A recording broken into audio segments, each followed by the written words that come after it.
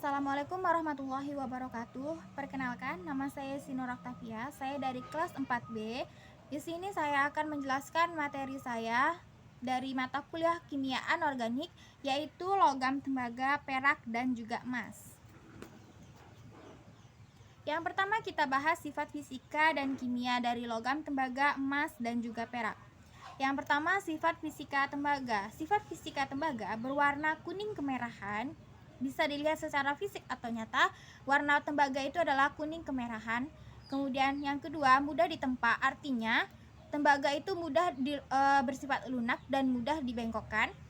Yang ketiga, konduktor panas dan listrik yang baik, artinya tembaga ini merupakan salah satu penghantar atau konduktor yang sangat baik, terutama seperti di kabel-kabel atau sebagai penghantar listrik. Kemudian bisa dipakai untuk tempat air minum, untuk memanaskan tempat air minum. Kemudian titik lelehnya itu mencapai 1830 derajat Celcius dan titik didihnya 2210 derajat Celcius.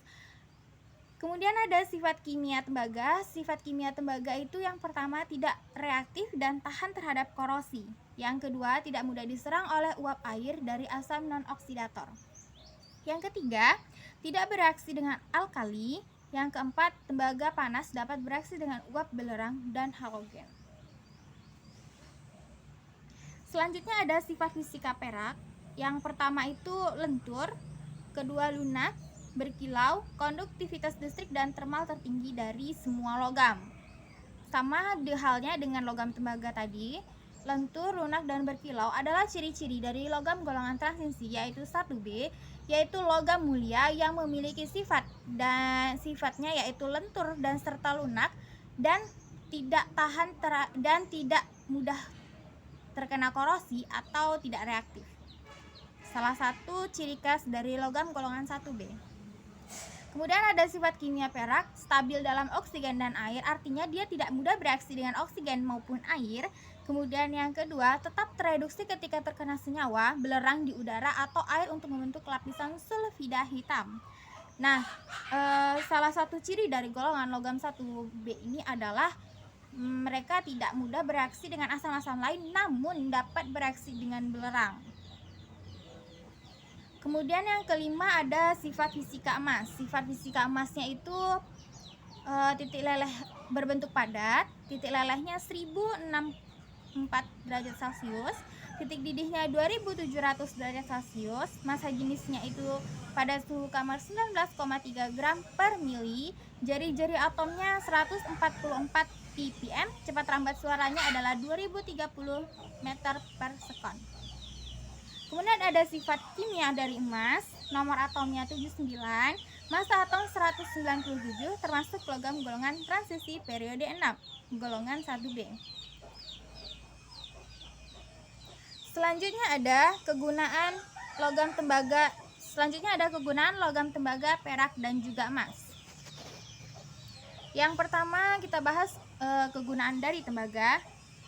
Tembaga biasanya digunakan untuk bahan kabel, komponen untuk utama industri elektrik, campuran perhiasan, pembuatan mata uang logam, sebagai disinfektan, penghalang minyak bumi, dan konstruksi bangunan. Dilihat dari sifat-sifatnya tadi, tembaga memiliki sifat yang mudah dibentuk, artinya kalau untuk berbentuk kabel itu kan bersifat lunak. Nah, berarti isi dari kabel itu adalah tembaga, sehingga selain bersifat lunak, sangat mudah dibentuk, menyesuaikan tempat. Selain itu, tembaga memiliki konduktivitas dan serta daya hantar listriknya yang tinggi. Nah, hal ini yang digunakan para industri untuk membuat tembaga, digunakan untuk membuat kabel. Kemudian ada untuk campuran perhiasan. Tembaga ternyata bisa digunakan untuk perhiasan karena dari sifat tembaga tadi adalah warnanya yang mengkilap, sehingga tidak sedikit tembaga dijadikan sebagai bahan perhiasan.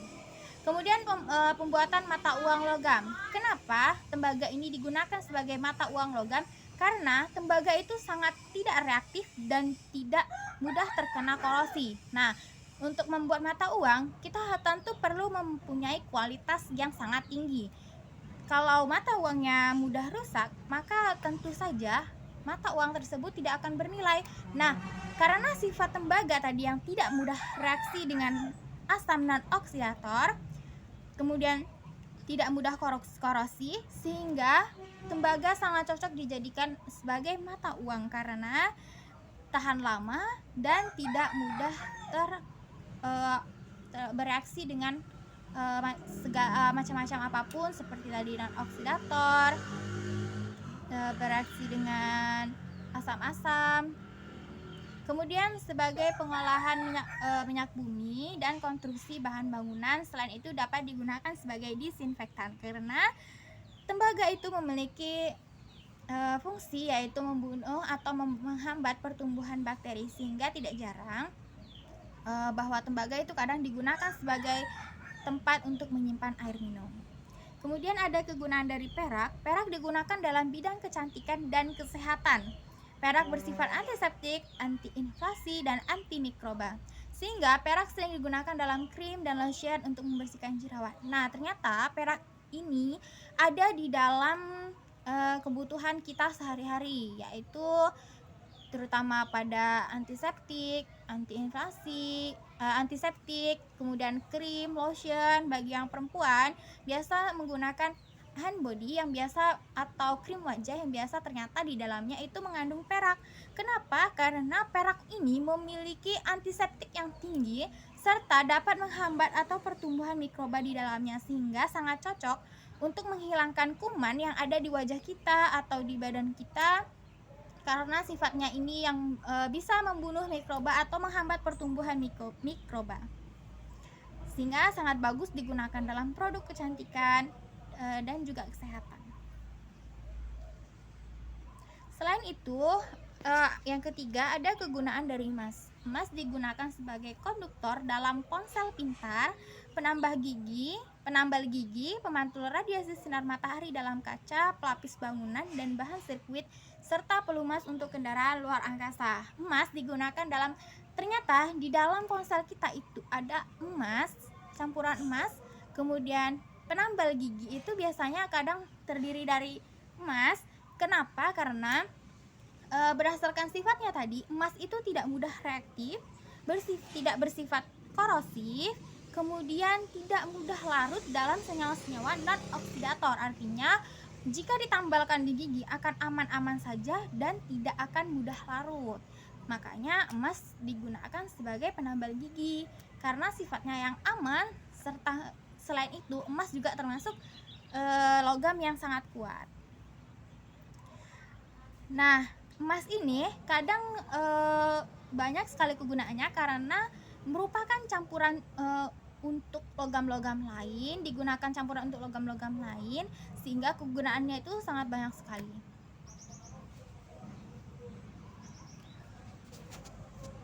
Selanjutnya ada sintetis senyawa oksida, halida nitrat, dan sulfat tembaga dan perak. Yang pertama, sintetis senyawa oksida. Senyawa oksida telah disintesis dengan metode reaksi kimia pada suhu sintetis optimum 900 derajat sampai 950 derajat Celcius. Struktur kristal dikarakteristikkan menggunakan metode difraksi sinar exposure untuk menganalisa produk yang berbentuk digunakan program pasang dengan database. Hasil penelitian menunjukkan bahwa oksida urifilus bergeometri ortorombik dengan jumlah N lapisan oktahedral genap mempunyai grup ruang A21AM, sedangkan untuk N oktahedral ganjil mempunyai grup ruang B2CB. Parameter sel A dan B berkisar 5A, sedangkan parameter sel C bertambah besar seiring dengan kenaikan jumlah N oktahedral. Yang kedua ada sintesis halida nitrat. Pembuatan halida nitrat secara teknis itu berasal dari limbah penyepuhan perak, dimulai dari elektrolisis menggunakan elektroda karbon pada tegangan 3 volt.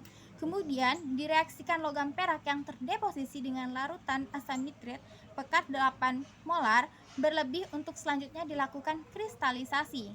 Nah, kristalisasi ini bertujuan untuk mendapatkan kristal atau serbuk dari halida nitrat ini. semakin besar luas penampang elektroda yang digunakan itu, maka semakin besar banyak logam yang terdeposisi. Artinya semakin besar kita menggunakan penampang logamnya, maka saat logamnya terdeposisi akan semakin banyak yang luntur, karena di sini itu prosesnya adalah mengoksidasi logam elektroda sehingga melunturkan pengotor-pengotor yang menempel pada logam tersebut.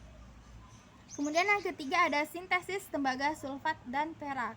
Molekul AgSO4 mengalami interaksi dengan air.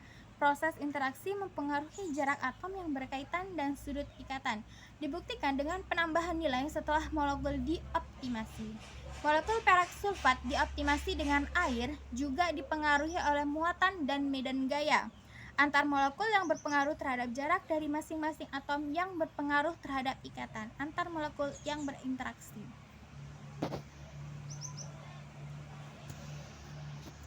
Baiklah, di sini saya juga akan menjelaskan sintetis senyawa kompleks logam tembaga, perak, dan juga emas. Yang pertama, sintetis senyawa kompleks tembaga. Sintetis kompleks dilakukan oleh reaksi langsung antara garam tembaga nitrat dengan perbandingan 1:2 di dalam pelarut metanol. Kompleks yang diperoleh adalah kristal biru kecil yang berbentuk jarum. Artinya, tembaga ini mempunyai ciri fisik yaitu berbentuk berwarna biru. Setelah direaksikan dengan tembaga pelarut metanol, maka berbentuk kristal biru dan berbentuk jarum. Karakteristik kualitatif menunjukkan kristal ini sebagai CuACClXNO3. Tidak larut secara homogen dalam parafin dan minyak sawit, tetapi larut di dalam alkohol dan campuran parafin oktanol.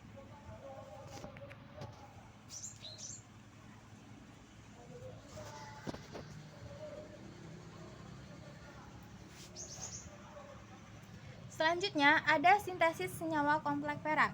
Sintesis senyawa kompleks dilakukan dengan mereaksikan AgCOOH dan D2 dengan sistostokiometri perbandingan 1:2 dalam pelarut asetonitrile disertai pengadukan. Selanjutnya, setelah diaduk, diuapkan pada temperatur ruang untuk mendapatkan kristal.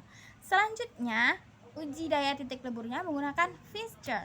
Untuk mengetahui kemurnian dan kestabilannya, gunakan dengan Fischer. Selanjutnya, uji daya hantar listrik dan kualitatif ion untuk mengetahui apakah senyawa ini bersifat ion atau molekular. Fischer ini adalah uji keleburan di mana suatu kristal ini dipanaskan sampai suhu tertentu.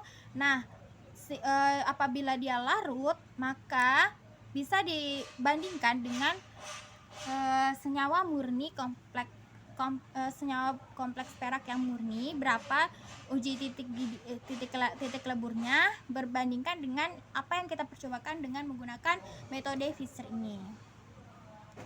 Kemudian yang ketiga, sintesis senyawa kompleks emas. Ekstraksi dapat disintesis melalui 4 tahapan. Ekstraksi emas dengan H3MeX mencapai hasil maksimal dengan 99% pada perbandingan mol H3MeX dan emas perbandingan sekitar 3:1. Selektivitas ekstraksi emas terhadap tembaga dan besi cukup tinggi, yaitu 8-metilkantin, mampu mengoksidasi emas dari konsentrat tembaga dengan baik dan diperoleh kandungan emas itu sebesar 0,0000082%. Selanjutnya ada peran biologis tembaga. Tembaga adalah mineral yang bermanfaat untuk mencegah dan mengobati defisiensi tembaga. Defisiensi tembaga adalah di mana tubuh kekurangan tembaga sehingga mengalami penyakit seperti kurangnya metabolisme dalam tubuh. Menyebabkan manfaatnya tembaga adalah membantu tubuh menggunakan zat besi dan gula serta berguna dalam menjalankan fungsi saraf dan pertumbuhan tulang. Nah, itu dia, defisiensi adalah di mana tubuh kekurangan zat tembaga sehingga terganggunya fungsi saraf dan juga pertumbuhan pada tulang manusia. Pada manusia, tembaga sangat penting untuk proses organ dan proses metabolisme. Tubuh manusia memiliki homeostasis kompleks yang berusaha untuk memastikan pasokan tembaga tersedia secara konstan. Sambil menghilangkan kelebihan tembaga, setiap hal ini terjadi, namun seperti semua elemen penting dan nutrisi, terlalu banyak atau terlalu sedikit gizi konsumsi tembaga dapat menyebabkan kondisi yang sesuai kelebihan tembaga atau kekurangan dalam tubuh masing-masing memiliki seperangkat unik dari efek kesehatan yang merugikan. Jadi sangat besar peran tembaga di dalam tubuh kita ternyata, yaitu sekitar 72% itu tubuh kita membutuhkan yang namanya tembaga, karena tembaga ini tadi fungsinya adalah untuk menjalankan fungsi saraf, pertumbuhan tulang, serta itu melancar fungsi organ serta metabolisme tubuh. Artinya sangat besar peran tembaga dalam tubuh kita, dan apabila kekurangan tembaga maka akan menyebabkan penyakit yang namanya defisiensi tembaga.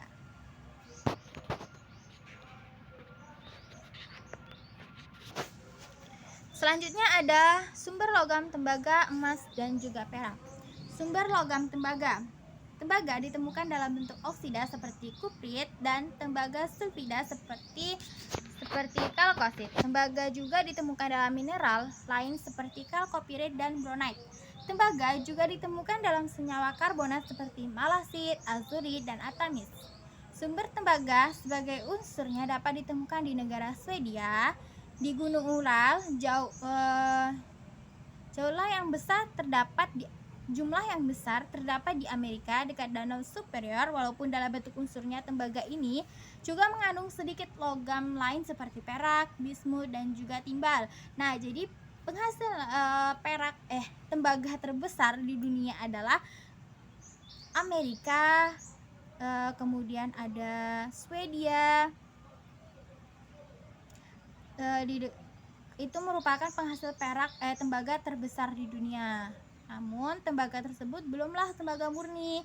Masih banyak pengotor-pengotornya yang menempel pada tembaga tersebut seperti perak, bismut, dan juga timbal. Maka dilakukanlah namanya ekstraksi, yaitu untuk menghilangkan pengotor-pengotornya agar didapatlah tembaga murni. Kemudian yang kedua ada sumber logam dari perak. Perak ditemukan di dalam bentuk unsur dan juga dalam bentuk biji seperti argenit, perak sulfida, dan perak tanduk. Secara komersial, sumber utama perak adalah tembaga nikel, emas timah, dan biji timah seng.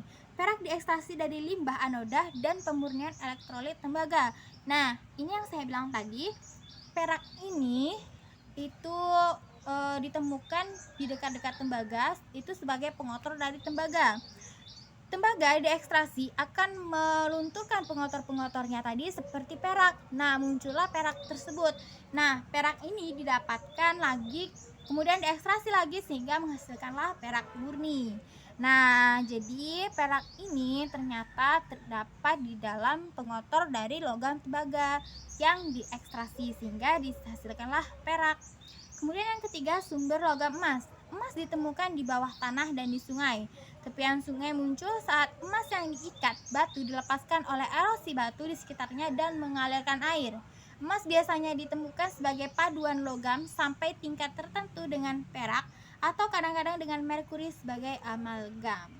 Nah, jadi emas ini ternyata banyak loh di sungai-sungai atau di bawah batu-batu sungai. Namun